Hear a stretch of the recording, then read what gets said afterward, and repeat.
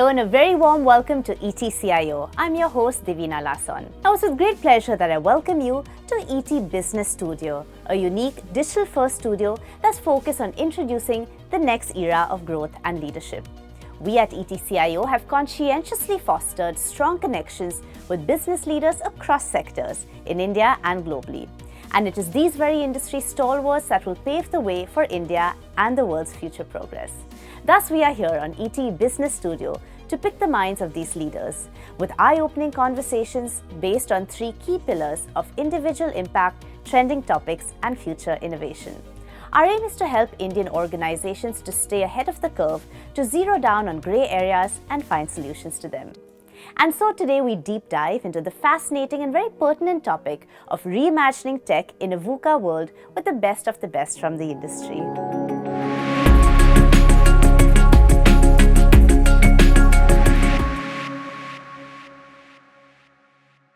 Now, VUCA stands for volatility, uncertainty, complexity, and ambiguity. It describes a situation of constant, unpredictable change that is now the norm in certain industries and areas of the business world. Today, we are here to decode the latest technology and processes adopted by some of the biggest companies in India to manage and, in fact, thrive in this environment under the exceptional guidance of top CEOs. It gives me great pleasure to welcome with us today Mr. Ramesh Lakshminarayanan, CIO, Group Head IT, HDFC Bank. Welcome. It's a pleasure to have you here today. Thank you. So, sir, just to kickstart, let's really start at the top. What does reimagining tech in a VUCA world mean for you? I mean, it's like you said, the VUCA itself it's a constantly changing kind of a world and a lot of ambiguity, uncertainty. So it's in that sense little, I would say, chaotic. And how do you kind of manage, right? Today, if you look at the industry at large, especially banking in India, it is an extremely VUCA-driven world. And why am I saying that? Because we are a country which is very, very rapidly digitizing. Today, you have absolutely the kind of digitization that we see on the ground, whether it is the UPI payments that go on, the kind of Aadhaar identity usage that goes around, the way we book our loans, the way we pay our bills. It's kind of constantly changing, and every day there's a new innovation coming through, right? So for us, we have to be very, very careful and very, very constantly kind of up at there along with the competition, and also understand what the customer needs are. So it's a very evolving world for us, and that's why you would see almost every second, third day there is a new innovation coming in the digital space. Yeah. So be it in terms of digital lending, digital payments, digital services, and constantly the demand of the customer is going up, and it's not just only in the urban metro kind of a phenomenon. What we are seeing across the board today, deep into the hinterlands of India, digitization is very differently powered today. I mean, just to give a little quick snapshot, for example, today most of our conversations in our call center are driven by bots, and they actually understand a Hindi-English conversation the way me and you can talk. So it's a very different world. So when you're looking at a client, which is not just English driven, but maybe a lot of multilingual kind of clientele, the kind of innovations that's happening in that area as well is very interesting. So I think all in all, from Gen Z down to the rural hinterland, the entire gamut has to be covered, and technology has to be very meaningful to them. So that's how, like you said, for us it's constantly understanding each of these segments and putting solutions that really they can leverage on. Absolutely, yeah.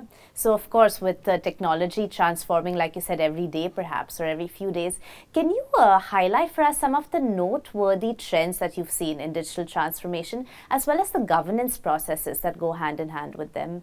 So I think a lot of changes in India, and especially with Indian context. I mean, I'm not kind of talking from a global perspective. There's a lot of work happening there as well. But India, what I see is a very clear evolution of what I call as digital 360 ecosystem. Yeah. What do I mean by that? See, we started way back 10-15 years with Aadhaar being our identity, and basically it's our ticket to identity in that sense. Right? We had a single identity card, we had a biometric, we had an iris scan, and all the 130 billion Indians kind of getting onto that platform. Yeah. That just started the kind of trend, and at that point of time we didn't realize how powerful that would be. Right. Then towards 2015-16, what we started seeing is that the public sector banks opening a lot of accounts through the Jan Dhan scheme that the government brought in, and suddenly the banking penetration moved from 40s to 70s kind of a number over the last 6 years. Right. Then of course it was followed by demonetization, which suddenly brought how do you do digital payments. So you started with Aadhaar, you then started getting more bank accounts, then you started getting digital payments. Now what's happening? Now the payment system is kind of opening up because today the UPI system is absolutely ubiquitous. But beyond that also there are now things that have started happening. So if you see recently we've kind of launched, the industry has gone with the new concept of account aggregator. Yeah. So what does it mean? You're basically democratizing credit through very seamless transition of statements, mutual fund accounts, your insurance, GST. So the credit will get more and more democratized and deeper into the internet through a digital way. So that was the fourth pillar. Then of course you have the DigiLocker, where you can have all your digital documents, and you can kind of do a lot of identity confirmation through that. And then of course the ONDC initiative, where the entire commerce platform is being supported by the government today, right? So if you see today, so this entire digital 360 is playing out. So today, for example, right from making a payment to opening an account to getting any kind of loan, everything is straight through digital in India, and that's, like I said, across the segment. So it's very, very innovative. Yes. Every day we kind of bring in new journeys for our customers. We look at language enablement. We look at AI/ML to power some of those technology through bots, through deep data analytics. So it's an extremely exciting time, and the kind of solutions that we put together, be it the kind of front end that look and feel, the way the transactions get done in a very quick way, the scale at which we operate, I think it's extremely exciting and very, very evolving technology world in that sense. Absolutely. But sir, it's not only technology that's evolving, it of course goes hand in hand with the role of the CIO evolving as well, right? So can you tell us a little bit about how your role as sort of a digital business strategist in the organization has evolved over the years? Yeah, I think it's an interesting question because see, earlier the CIO functions in the banking industry largely were more the support functions, in that sense the businesses would go out, create business scope, create business cases, and then the technology would enable them through an automation. That used to be the role actually. So today if you see, it's a very different world. Actually the technology is in the center of the entire discussion, so much so that with the evolution of the fintech industry, the way the big techs have come into the space, the banks have to have their own deep technology expertise, otherwise they would not be able to compete. And that has shifted the fulcrum, so to say, and CIOs are largely at the center of this transformation. So today, whether it's the CEO, whether it's the CFO, whether it's the business heads, everybody has to deep dive into the CIO's tech knowledge, tech skills, the tech strategy, and basically leverage that to kind of see how do they kind of build their own business cases, right? So it's a kind of complete reversal of the role in that sense. Then of course if you overlay the regulation, and that kind of goes back to the earlier question on the governance side, because today CIO roles are also very, very governance centric role. Absolutely. Because whatever you do, you have to do it in the ambit of the regulatory framework, and especially it's very relevant given the kind of conversation that's happening fintech versus banks today, right? Yes. So it's a very interesting play out that's happening. So we have to be very careful. We are a very regulated entity. So while we have to do the pace of the digitization at the speed of the fintechs, but we have to be completely in line with our governance requirement from a regulatory aspects. In fact, interestingly, while banks learn to digitize and kind of adopt technology, fintechs are learning to get to the governance side. So it's a good interplay that's happening right now. So I think from that perspective, CIO roles have become very challenging. Of course, then the scale, your systems have to be always on. Today if something goes down, you are immediately in the social media. You are in the center of the storm, so to say. So it's a very demanding role. but also that's also why it's a critical role, and clearly it's kind of a flagship role for the companies today, unlike earlier where it will be a little bit more back-ended. Yeah. So that's the fundamental change, if you ask me, that the CIO roles are going through today. Fantastic. And now, so we brought up several times how fintech is also really interplaying with the BFSI sector naturally. So can you tell us a little bit about how the landscape in BFSI has evolved thanks to fintech, and maybe some noteworthy collaborations that you've seen? Sure. So like I mentioned, see, it's a very interesting symbiotic relationship, right? So it's also a Tom and Jerry relationship, so to say, right? Why am I saying that is that there are a lot of places where fintechs have done remarkably well, and they've competed with the banks. You know, I would say in a very, very quick time, they have been able to compete toe to toe, so to say. And why am I saying that? So today, if you look at a lot of the visual experience, the customer experience that comes along with the apps, the channels, all of that, fintechs bring a lot of value. The kind of technology they have adopted, a lot of it is open source, cloud native, very scalable kind of technology, and the ways of working, the adoption of agile methodologies to go through. So those are the really, you know, I would say, differentiating factors that fintechs brought. Banks, on the other hand, were traditional. They were lot of them were legacy-driven platforms. They were kind of very, I would say, not very open to changes. But that's kind of changed, because the minute today a 10-member fintech can compete with the 1,000-member bank, right? And that change has certainly pushed banks like us and every other bank to be nimble and agile, to start thinking the fintech way. So we've also started learning technology today, whether it's cloud adoption, whether it's the usage of microservices, how to use data, you know, in a very rich format. So then, of course, the user experience part of it. So all of that we are learning from the fintech. But over the last 2 years, what has also happened from fintech's perspective, there's a lot of regulatory learnings that they are going through. For example, the way you lend, the kind of interest rates that you can charge on the lending, the way the transparency with the customer has to come through, the way you design your system from a security aspect. These are not something that they were kind of used to. You know, data privacy was a very key issue. Some of these aspects they are learning from the banks. So that's why I said it's a very symbiotic relationship, and we have to at some places partner with them, and some places we will compete with them. I think so. That's why I said it's kind of a relationship that's blow hot, blow cold kind of a relationship.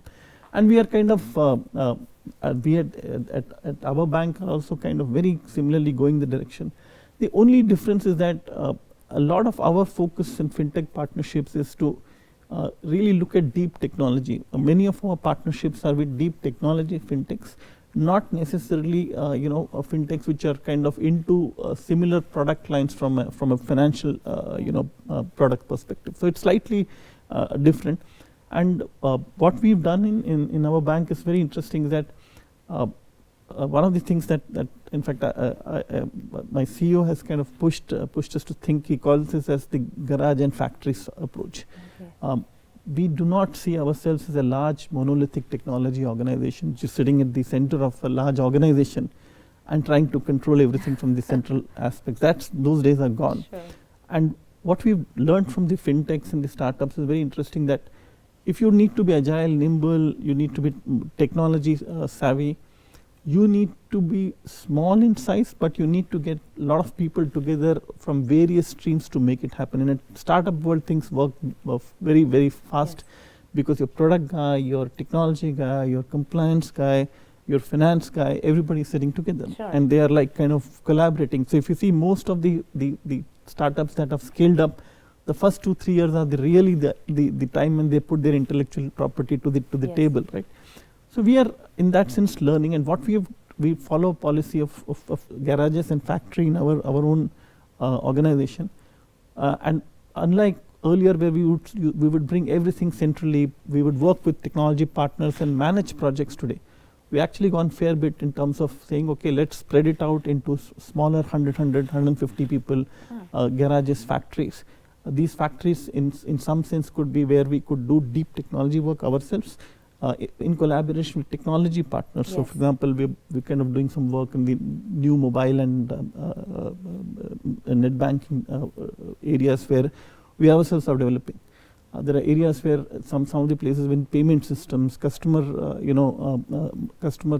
master centralization, some of these areas, we are kind of co-partnering with with fintechs actually. So the model is very evolving.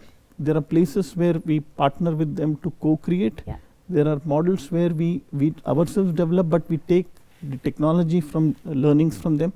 There are also models where we kind of use their fintech experience and their distribution rails to kind of sell our products and kind of get customers on board through that channel as well. So it's a larger evolving world that extent, and many models exist.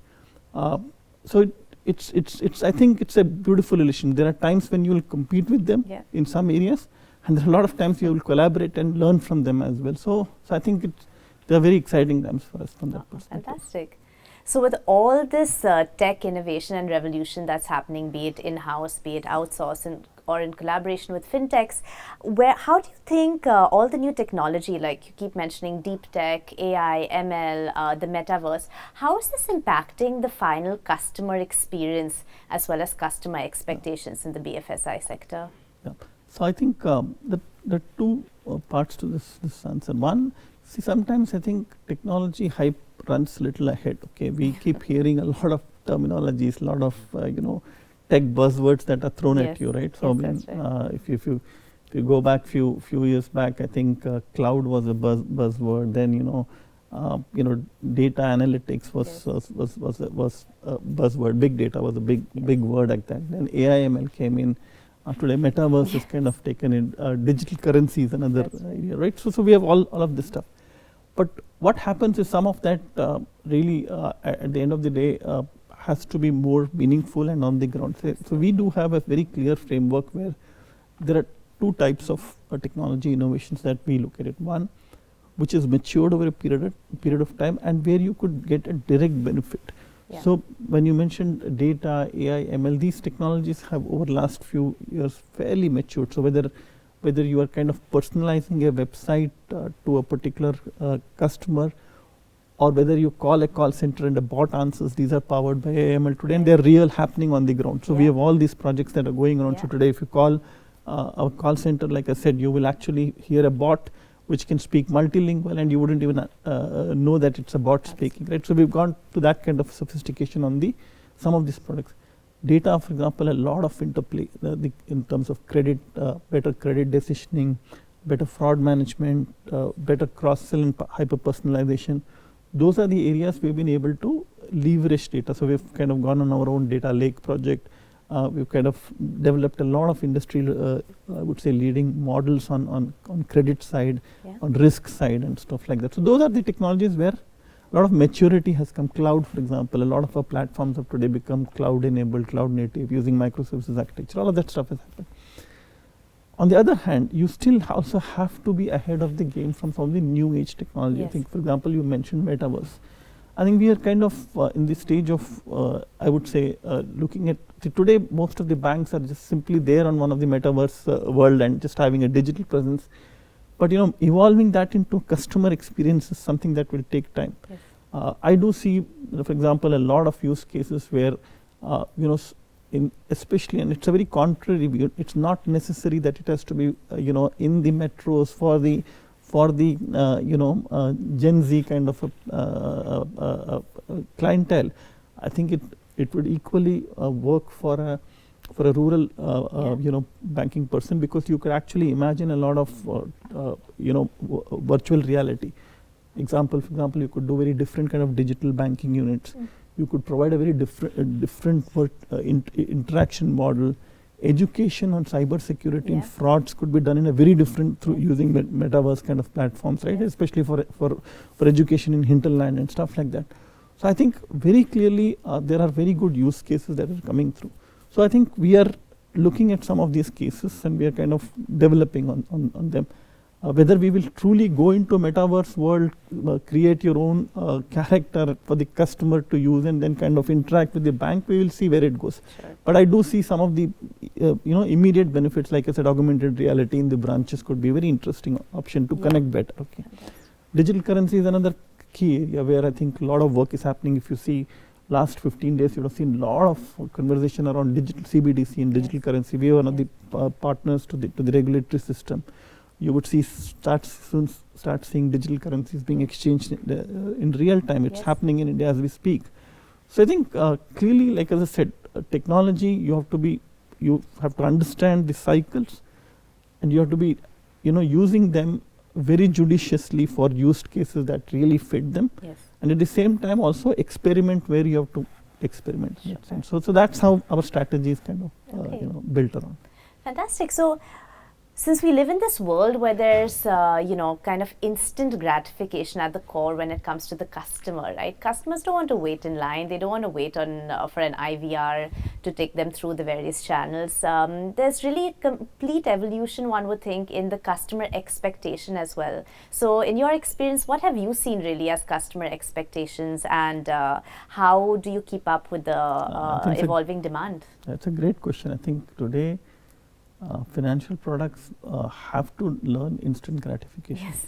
Nobody is ready to wait for a payment to happen, a few minutes also. It's like instant. Again, same way when you want to buy a product, and let's assume you want to use your credit card, or you want to take a smaller pocket loan, a BNPL. All of this has to happen in line, real time. Your opening of an account itself today, nobody wants to wait for. Just before COVID, just to give you a little perspective, it was okay to open an account in T+1, which means 1 day later. Today, if you don't open an account in 15 minutes time, and that 15 minutes is because there's a regulatory requirement to do your video KYC. It's very important part, but you have to do that. But customers are not going to wait. So today the competition has got so, and just to give you background, the instant gratification, we're so in line that when you're on a website, you have microseconds to sell your product and say, come and take a loan from me, or use my credit card. When you're getting into a shop and when you're buying a product, there are tens of or let's say large number of financial institutions who are ready to offer you a loan. You want to buy an automobile. I mean, we just launched a very interesting digital platform called Auto Express, where you could actually take an auto loan in 30 minutes. Okay, that's it. 30 minutes is like amazing stuff today. Imagine, and that's like the credit into the dealer account. So you can go choose your car, the dealer gets the credit in 30 minutes, and the car today, the supply side is a different issue. But if this car is available, you could literally drive out. Okay, so that's the kind of ecosystem that we're creating. Rural one, which is very interesting. Like this is an urban phenomenon. We just recently did some work on cattle finance. Okay. So we have kind of, and you will not believe, we now open, do cattle financing in exactly 10 minutes time. Wow. Okay, so it's not just about, the consumer durables or the online shopping. So the instant gratification need, and it's not just, it's across the country, right from a farmer to a small merchant, to a SME who's kind of running a smaller unit, to large corporates. They also today are expecting their payments, their trades to come online. So I think it's absolute given that you have to be instantly gratifying all the time. So it's a great question, and I think that's also one of the jobs of and the roles of the CIO function and the technology and digital units within the bank is to look at your journeys, and they have to be constantly ensuring that there is instant gratification. Otherwise you will lose your customers. So it's a very, very interesting play out, and like I said, it's a tough one, but we have to be at it all the time. Absolutely. That's really fascinating, especially this contrast between rural and urban, but actually there is no contrast because the expectation remains the same across sectors. That's amazing. So on that note, how would you say that the competitive landscape in the BFSI sector has been, and how is this really pushing innovation and once again reimagining tech in this VUCA world? Like I alluded to, see, the competition is today not just from a peer bank. I think those days are gone, because fundamentally you are actually competing with fintechs, you're competing with big techs. But I think what you're really kind of competing with is the customer expectation. Yes. I think that's what your competition against. Somebody is kind of, the customer's expectation is this, and X, you need to be there. That's what I would say the competition is today. And so I mentioned, like, whether customer is kind of coming through various form factors, whether it's mobile, whether it's kind of his laptop, whether he's kind of coming into your branch, or he's kind of calling you. I think there is a lot of digital ecosystem that's playing out around him. And that's where I think we have to kind of be careful, because I also say that it's not just about being digitally enabled, but you don't want to kind of also overdo it. I'm sure you understand that, because you don't want hundreds of calls spamming you all the day, and then messages coming on that.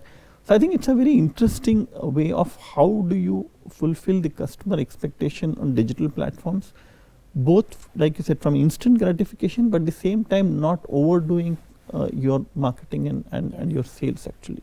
So I think the kind of technology that we are deploying, whether it is the kind of user interfaces you're making, the kind of backend you're making, then on top of it the data analytics that you're overlaying with it, they will determine that whether you are able to match that customer expectation. So like I said, when you look at banking today, it's largely API driven. You basically use APIs to get in front of the customer, using apps, using partnerships, fintech. But I also see that each of those APIs has to also have a data point, that is this particular API hitting a customer as per his expectation. You are kind of embedding. So for someone who knows, for example, that this particular person, as an example, doesn't want to be on a disturb list, you would not do a cross sell with him when you're showing a mobile app. I think those are the kind of sophistication that we have to get from a customer expectation perspective. So I think it's a kind of a challenging hyper personalization, privacy, and customer experience are very important tenets of the competitive advantage that some of us want to get out of the system. So it's not about merely competing one with other, but it's, like I said, competing the customer expectation with these guardrails actually. So that's where the conversation and the theme is going today. Fantastic. So from what you've said, of course, data is really sort of at the heart and the core of a lot of these functions and processes going efficiently and effectively. So in your experience, how have you seen the entire process of everything from data collection to analysis, interpretation, and therefore application? How has this evolved over time? And that's again a great question, because data has been there. It's not that the banks are haven't had the data right from the day zero. And most of them have had core banking from the beginning.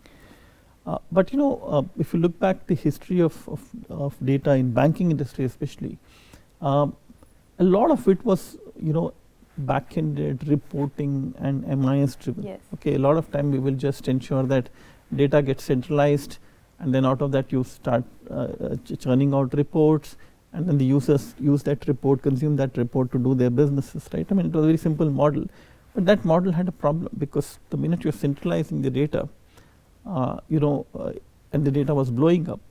So obviously the size and the scale was a tough one. The governance aspects, the kind of quality of the data that's coming through, is cannot be centrally monitored, because at the end of the day you can put a lot of guardrails, but beyond that you can't do much about it. So I think what we were seeing is that most of the centralized data warehouses, reporting engines, they, I think, to my mind, outlived their utility way beyond 7-8 years back. And that's where some of the new aspects around data management started coming through, especially data on data lake was a very critical aspect, especially with cloudification coming through. Data lakes became a very important part. Then of course on top of it, the entire scale and the compute power that you had got with that was very different. So you could do a lot of processing of data. The third piece, which I think we still have to get right, is the ability to take data closer to the business from a centralized model. Okay, that's a very different kind of a shift that I'm seeing in the industry, because today, centralization data has happened. Today, if somebody wants a report, somebody wants an MIS, all that is available. But somebody wants an insight, a particular business wants an insight. That insight cannot come out of just plain reports. You actually need to overlay with, like you said, machine learning, AI kind of modeling.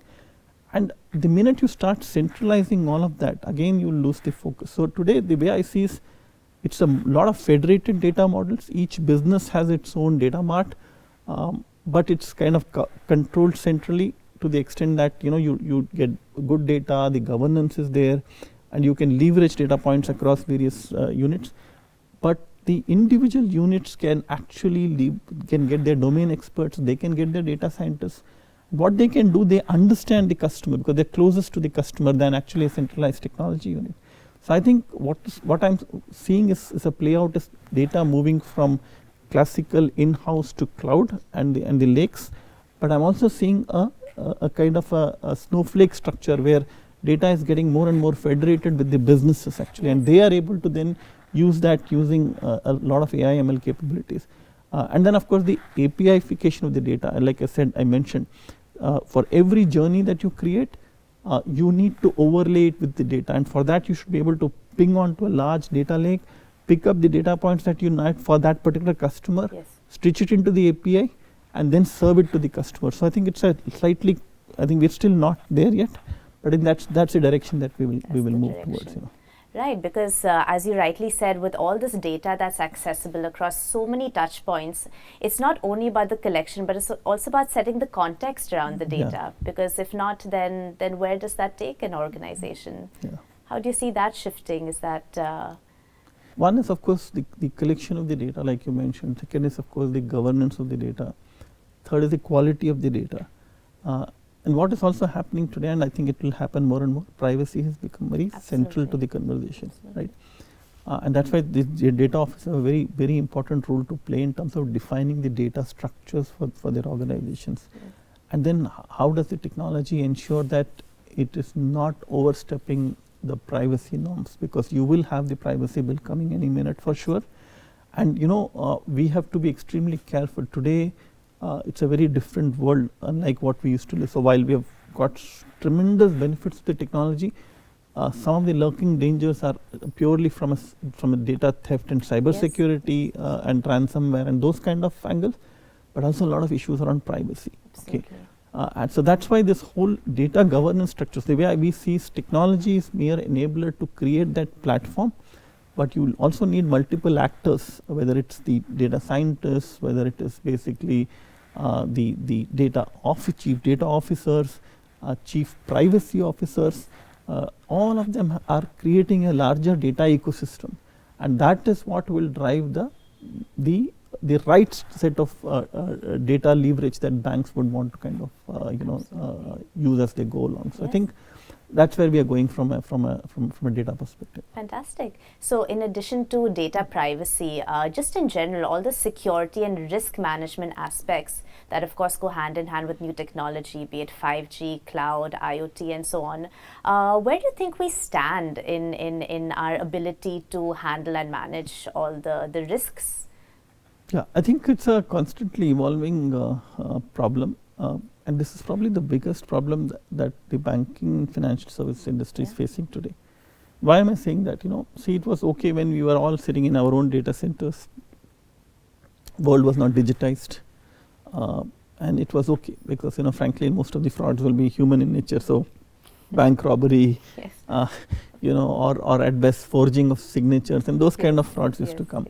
Today, you could have somebody sitting from somewhere, some other geography, actually constantly probing and forging your data and kind of trying to steal it, right? That's the reality. Or there's a guy who's actually trying to encrypt your data to kind of seek money from you. Or there are players who are kind of simply looking at data from a geopolitical angle. So there are multiple kind of risk actors that are now in this whole complex ecosystem. And that's why, in that sense, it's in some ways when cloud came initially, banks were very worried. How do I go to cloud? It's more risky, and at the end of the day, aren't we kind of exposing ourselves by going to public cloud? But today, if you look at it, a lot of those discussions have moved to a different level, because individually, if banks have to protect their own perimeter from such global actors, it's going to be very difficult. Yeah. But when you partner with large tech companies who run cloud at scale, and they bring the expertise to kind of, and everybody is watching that with collective intelligence that you cannot create in individual banks. Yes. So that's one definitely advantage and the movement that I'm seeing. Of course, having said that, there is much more that the banks have to do on the cyber security side, be it in terms of usage of AI, ML for data security, like you brought out, a lot of firewalling and kind of ring fencing of assets at various granular levels. So there are concepts like micro-segmentation, XDR, EDR coming through. So a lot of those areas are coming through today from a security perspective. Yeah. The other aspect that comes is the human angle. Like I said, today, the biggest risk that we run is, for example, transaction frauds. It's happening all the time. Senior citizens are one of the most vulnerable groups today. Yes. Pretty much you have heard about the Jamtaras, that exist, and it's very real problem. It's very real. So there the issue is two, threefold. One, our devices themselves have become very vulnerable, so to say, right? You are sitting on a mobile, and that mobile is constantly under attack. Okay, so how do I kind of really understand what should I do? So some of it is kind of banks have to build security. For example, a lot of work around behavioral biometrics, in adaptive authentication area, areas around two-factor stuff. Then there are again there are hardening of phones that are done today from remote threats and stuff like that. So those kind of technology is coming in, but also a lot of it is education. For example, you will not give an OTP forever collecting your money. I mean, it's as simple as that, but you'll see some of these basic things that fraudsters exploit, the social engineering aspect. So I think the industry, while it kind of continues to kind of make the security apparatus more sophisticated, I think the educational aspects and the customer behavior is extremely critical. Yes. So I think banks have to work on both sides to be able to ensure that they protect themselves and they protect their customers as well. Yes, absolutely. Absolutely, that's fantastic. And so, we're here today to talk about the evolution of technology in a VUCA world. And arguably, we have gone through one of the most volatile times in history with the pandemic. So in your experience, let's sort of deep dive into the evolution of technology that you've observed from the pandemic into the sort of post-pandemic era, both in the BFSI sector and the industry at large. I think, if you'd ask me, technology is always evolving, pre-pandemic or post-pandemic.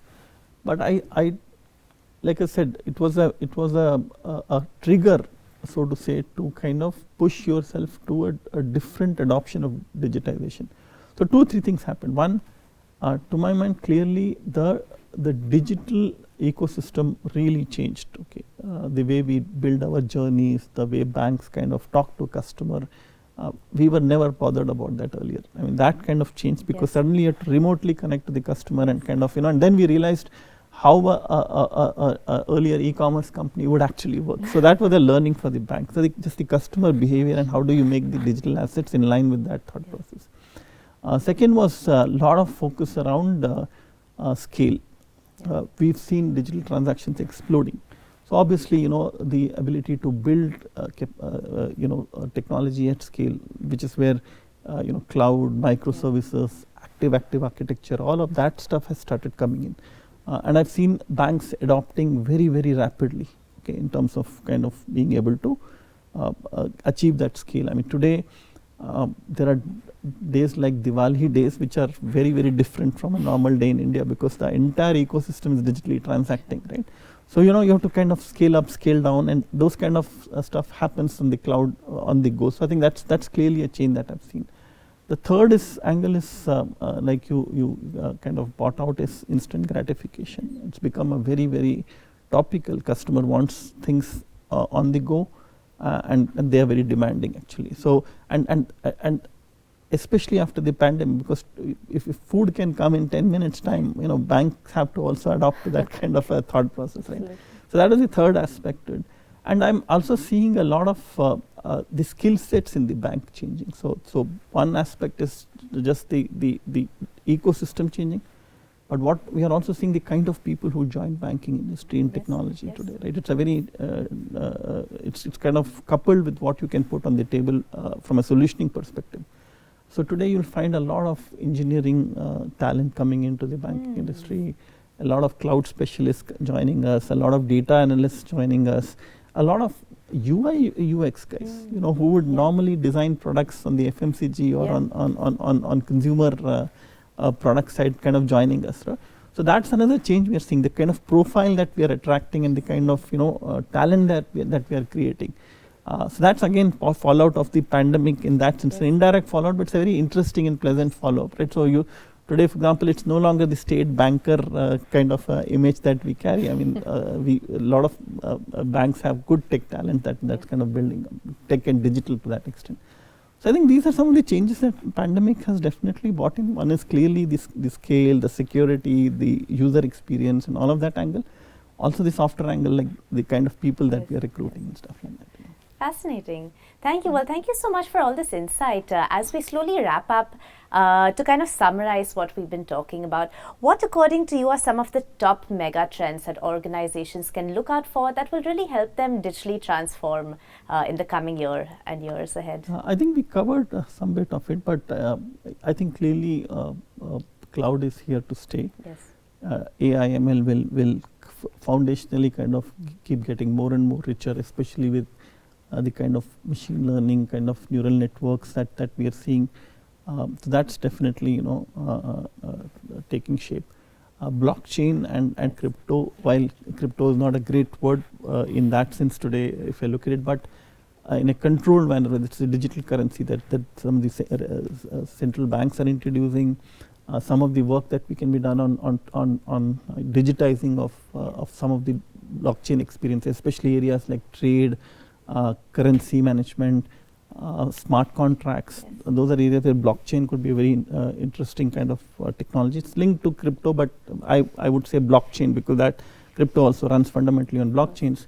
So if you look metaverse, clearly augmented reality, virtual reality is here to stay as a technology.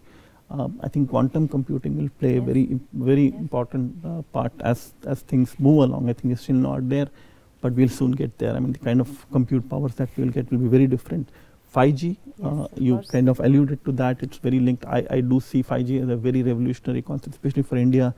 The last mile connectivities could dramatically change. You could really beam down a relationship manager into a branch rather than the other way around, right? So when you can literally load movies in seconds, you could actually kind of have a human presence, virtual presence inside the branch if you mix it up with AR, VR, right? So those are the kind of, again, technology that we are looking for. Clearly, cloud, data, AI, ML, blockchain, quantum computing, and 5G. So I think in that sense, it summarizes some of the future-looking technologies. Fantastic, sir. Thank you so much for all your insights and helping us understand the various perspectives when it comes to reimagining tech in a VUCA world. It's been a pleasure talking to you. Thank you, my pleasure as well. Thank you so much. Thank you. Well, that's all we have for you on this episode, but do stay tuned to ET Business Studio for more such in-depth conversations. Until then, many thanks for watching.